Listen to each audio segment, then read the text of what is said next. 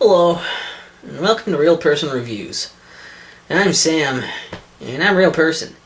And today I want to talk to you about Sakura Clicker for PC. It's on Steam. Few things up front for this one, I guess, is that mostly just that there's going to be a written review you can look at before, after, or instead of this video review, linked in the description or at hubworldhq.com, and that actually might be it. Yeah, here we go. So, Sakura Clicker is a clicker game based on the Sakura series of visual novels. The general gameplay, since there's really not any story in this one, is that you play as a warrior, which you can kind of slightly customize. She's a hot anime girl, and you fight off lots of different creatures, which are also represented by hot anime girls. There are hot anime girls dressed up like bears and cats and wolves and Anubises, all kinds of stuff. And each of them has, basically, depending on the creature type, they have a certain garb, and they will and certain poses. I think the pose is fixed for each one of the different types. The garb changes a bit, sometimes a bit in style, a bit in color. They have a variety of hairstyles and colors, eye colors, and just facial expressions and whatnot that sort of go through like this. They're randomly generated as they go through. There's not really much consequence to them, as they're basically just something you look at, but they are a big draw to the game, so I think they're worth mentioning. And essentially, they just keep popping up, and to defeat them, you just click on them to do damage to them. Once their health bar is gone, they're dead. After you defeat 10 of them, then a boss one will show up, which is just denoted by the word big in front of whatever the generated character is. You also, basically, you still want to kill them, but basically they're on a timer. You only get 30 seconds to kill them. And once you do that, you'll then go to the next stage. Basically, there are zones, and each zone consists of 5 stages. Beating all 5 of the stages in a zone gets you to the next zone. And the higher the zone and higher the stage, the more gold you get for the enemies that are defeated. The gold can be used to purchase allies and upgrades. So you can upgrade your main hero with the gold to just do more click damage. You also have some other abilities you can get. There's at least one passive, I think, which does like certain damage with your well, we'll get to that in a minute, I guess, in a bit here. But most of the abilities you get as your main character are active abilities that you can use, and then will go on a cooldown. You have to get to a certain level which you get. So that's what your upgrades do, is they up your level, and basically you have to get to a certain level in order to be able to purchase those upgrades, and then have enough gold to purchase said upgrade. You can also hire allies with your gold, and then level them up with it as well. And every time you level up anyone, it costs more and more gold. Also, with per character, it doesn't increase the gold for someone else, but like when you buy an upgrade for your main character, the next upgrade, level up, is going to cost more gold than the previous one did, that sort of thing. Your allies have to be hired in succession, so you can't just wait and try to hire allies that would be a lot stronger until you've gotten the ones previous to them. But they also cost more and more just to hire. The way your allies work is pretty much all the same. All of them are going to give you DPS, which is damage per second, meaning this every second that ally is there, which they'll always be there, you'll do that much. They'll do that much damage to the enemies without you having to click a damn thing. And I'm just explaining basic clicker stuff at this point, I guess, but in case you haven't played one, I haven't really talked about a clicker game yet.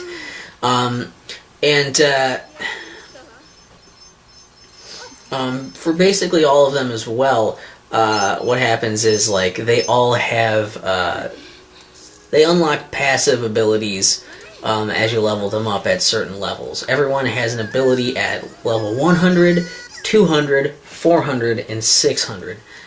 These abilities can be things like boosting that ally's own DPS, boosting all damage by a certain percent.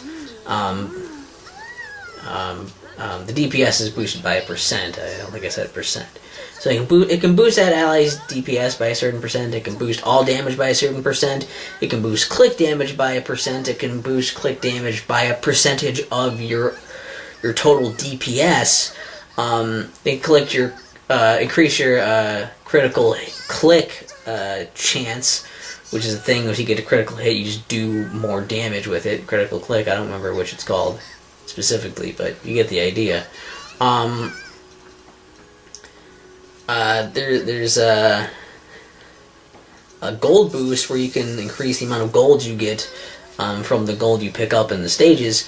There's even one that will increase the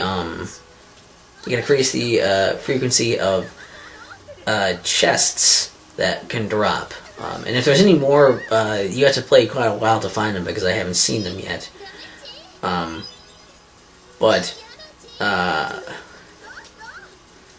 That brings me to another point where, what do I mean by chests dropping? Basically, there are a few things that happen while you're playing that are kind of active things, I guess, where every so often when you defeat an enemy, they might drop a chest. If you click on the chest, then enough times it'll break open and a bunch of gold will fall out of it, and you can collect that. Which basically, you don't have to touch the gold to collect it. It just does it faster if you do, and if you don't touch it, eventually it'll just all fly up to the corner of the screen where your bank is. Your bank, the spot where it shows out your gold.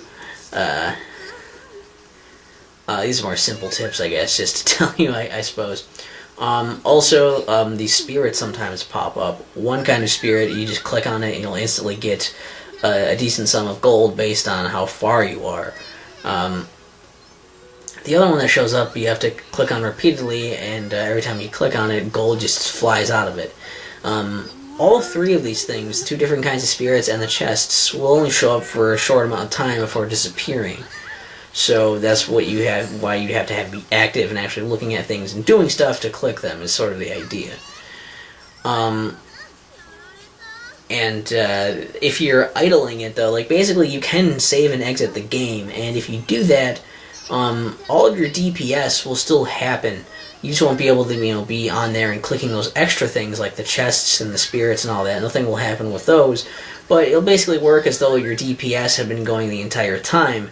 And when you come back to the game and start it again, you'll have a bunch of gold based on how much, how many of the enemies you would have killed on the current zone and stage where you are. So that's basically how that works. In a sense, you don't have to be on it all the time. The other bit of this is, like I was saying, is with that, the one passive ability your main hero can get actually does damage equal to a certain percent of your click damage every 1.5 seconds. So, I guess because it's 1.5 seconds, it doesn't count as your DPS, and I think they count it as like an auto-click. So, don't get your character that and think that, oh, now I can, I can just shut the game off now, because if you do that, that damage doesn't continue while you're not running the game. Only actual DPS will do that. The other thing is that once you get to level 450 with your main character, for the cost of 1 gold, you can actually start over. And doing this will net you a certain amount of spirits. What's kind of act as this like special currency, based on how far you are and how many upgrades you got, just your progress in general. The further you go and the more stuff you've purchased, the more spirits you're going to get for doing that reset. The spirits basically act as this special kind of currency. You can only hold 350 on you at any given time, but you use this special kind of currency to upgrade these artifacts, which are kind of just these little like pets that basically you can, for enough spirits, you can start leveling them up. And as you level them up, it takes more and more spirits. But the higher the level, the more their boosts go. And basically, these are all just boosts that boost everything, your general stats for all playthroughs beyond this. So things like you can have more click damage, or more DPS, or increase the percent of gold gained, the percent of critical damage, and a few other things. And those things will then just carry on for each successive playthrough as you go. And as far as I know, it basically just keeps expanding exponentially. I don't know that there's actually any set ending or any point where the game would kind of break, so that's where we are with that. And that's pretty much all there is to say about it, and even that is maybe explaining too much for what you could probably just experience, but I like it a lot. And I have to give this a lot of credit because I think it's a really great version of basically it's for me anyways the best Sakura game I've played so far, and the best clicker game I've played so far. Now most of the Sakura things that I've played, the series is mostly visual novels. There's one game I know that's like an RPG, and I haven't played it yet. And so this is the first one that I played that's actually like a game. Even though those other things are visual novels, they're still around other games on Steam. They're still kind of being marketed and labeled as though they are games, so I do have to kind of look at them with that idea in mind. And this is the first one to really just be an actual game. Plus, it gets rid of all that pesky, like, plot and all that stuff, and reading. You don't need all that. It's basically taking the biggest appealing part of it with it, which is like, oh, hot anime girls. The people wanted that. Let's give you a bunch of different variants of anime girls to look at. There's a ton of them in here to gawk at. And, you know, I mean, that's great. You can play the game one-handed. That's great. They knew what they were doing with this, and it makes total sense for something like this. With even the DLC of changing your main character's outfits, like, you don't even need that shit, but, like, of course people are going to be like, well, I want my main character to look fappable, you know.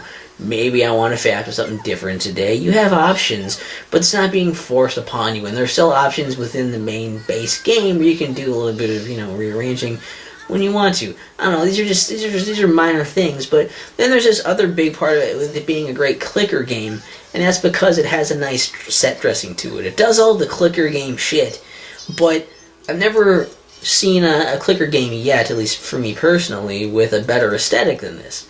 This is great because, again, it works. It works as a fat bait game. It works as a clicker game. It does a lot of like great things that it needs to do to keep it appealing and keep you coming back. And it's good incentive to be like, I want to sit here and gawk at hot anime girls, and oh, like a chest popped up. Oh, these spirit things popped up. It makes you incentivized not just from the mechanics, but just from like wanting to see more. It makes you, like, rewarded for staring more and whatever, you know? Like, I don't know. I think some of these things kind of naturally worked. I don't even know if they thought it was going to work as well as it did, and it did, and that's awesome. That's largely why I wanted to talk about it in the first place. And I think the restarting mechanics are actually neat, too, with the sense of, like, you can essentially, like, you don't have to lose all your progress when you restart it.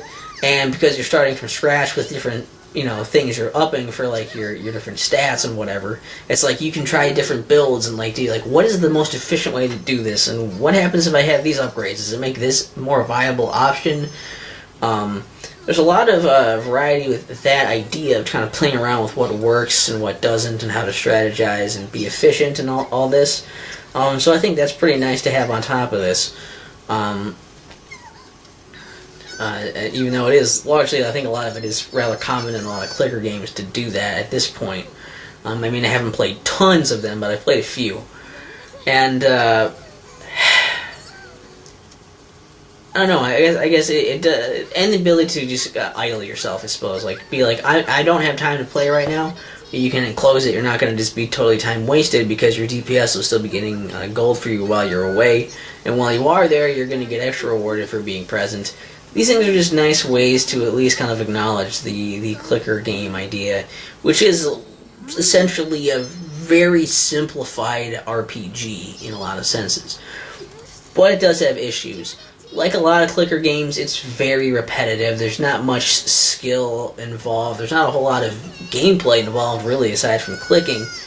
And then purchasing stuff. A lot of times it will just be a routine of like, okay, I'm just going to click on some stuff for a bit, purchase some stuff, and I'm going to stop for now. Or, you know, I'm going to go on, purchase some stuff, and I'm going to close the game again and come back later when I can purchase more stuff and get further ahead.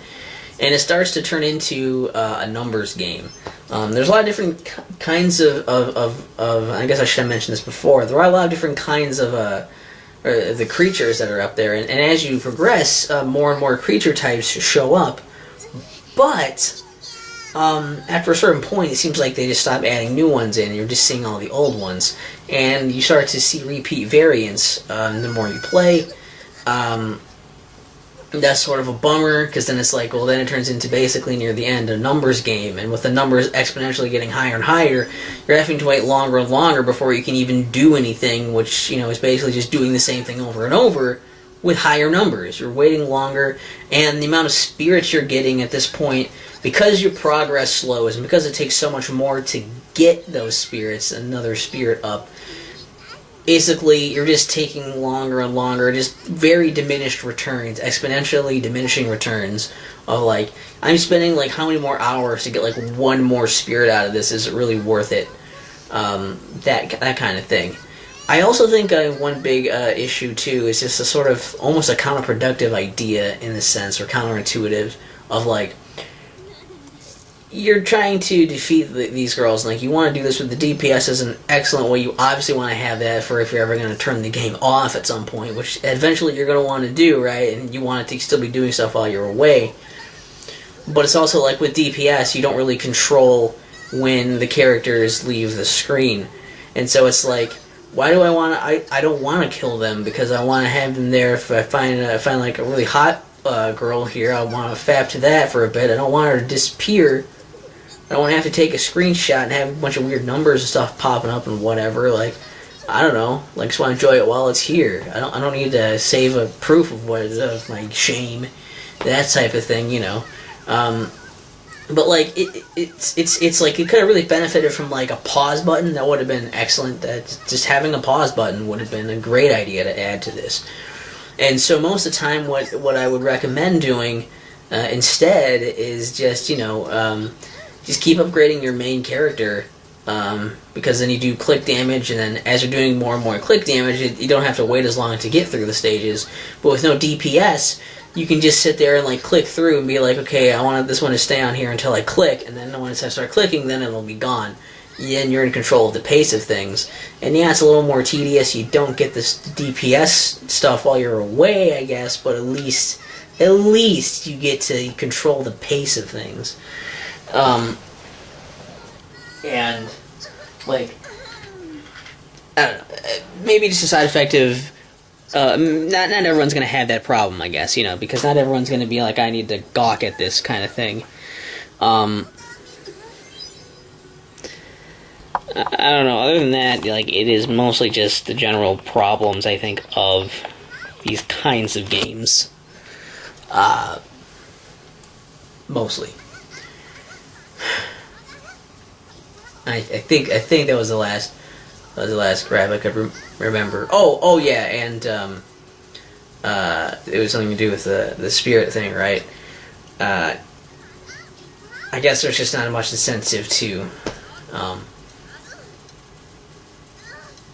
I forgot that point. Maybe I didn't have. Maybe I already said it. Sorry.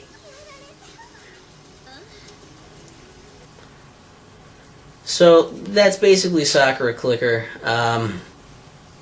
In a nutshell, it is a clicker game that uses the fap baity fan servicey aesthetic and artwork and assets and whatnot of the Sakura series, and combines it with the simple yet addictive nature of clicker games. So if you like clicker games and hot anime girls, it's great, and it's free to play. It's hard to be like, don't play it. It might make more sense to be on like a mobile device or something, but as far as I know, they aren't available there, or this isn't available there. It's just only on Steam. DLC isn't worth getting, but if you want it, why not? Whatever. It's not like extra content really, but it's just aesthetics. If you want it. This game will get pretty boring probably, but what you probably want to do is, for the most part, I guess, just play it. Just like get it and play it for an hour, I guess, is what I would say. Not that you necessarily need an hour to really fully understand it or anything, but I feel like after an hour, you'll know if this is the kind of thing you're going to want to keep playing, or if it's the kind of thing that you're just like already sick of and you're going to like not want to bother with it. To give you an idea, I'd have to look, I guess, but I have over 150 hours on it at this point, I believe. Largely from doing it on the side while watching stuff and doing other stuff as well. But I've put some decent time into it, and it does sort of leave a bit to be desired, but it does enough things right and can be useful in multiple ways. It's hard to be like, no, don't. Unless you're just generally not interested in hot anime girls and or clicker games. In which case, don't bother. It's also an easy way to try and check out if you would like the art style of a lot of the Sakura games. Just look into this. I think some of the backgrounds are straight up pulled from those games even. So, think of it as like a sampler if you want to check that stuff out. And I don't know. I don't know how to end this except for like, I don't know, what are your favorite girls to mercilessly slaughter with your main hero girl in this game? Mine would probably be like the cat girls are. Oh man, I'm sure I could make a whole list. That's like an entire another video. But if you're making me pick one and not counting my main hero because I dressed her up as a hot cat girl maid, and that's holy shit. Well, I'll go with the cat girls in there because they're pretty hot. They won the most boner points. Probably not the kind of thing you'd hear in a professional review. That's why this is real person reviews, because real people award boner points. And by real people, I mean me. I'm Sam. Goodbye.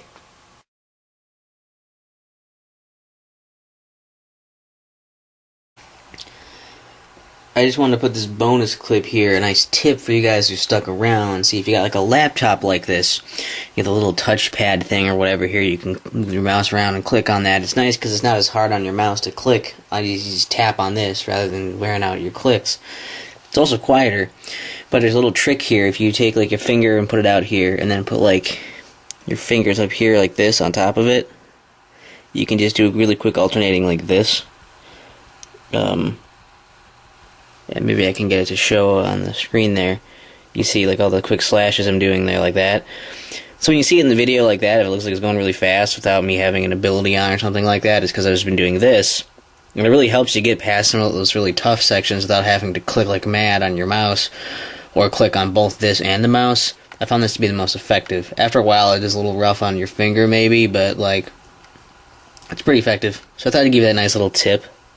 Because it's just, extend any finger and then just tap away on it with the other fingers really quickly. It's cool.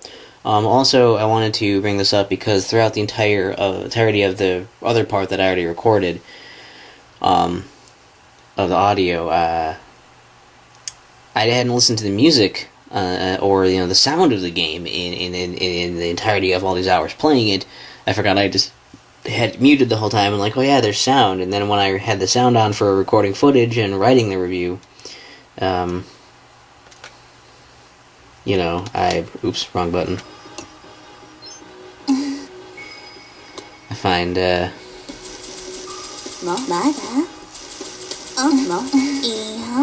it makes noises like that.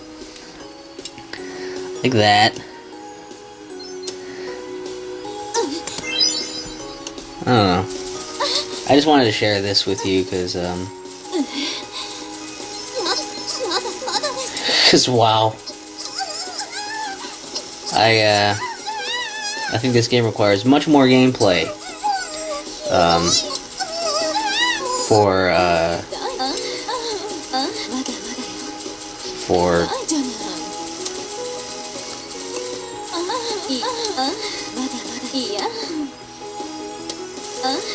so what was I saying?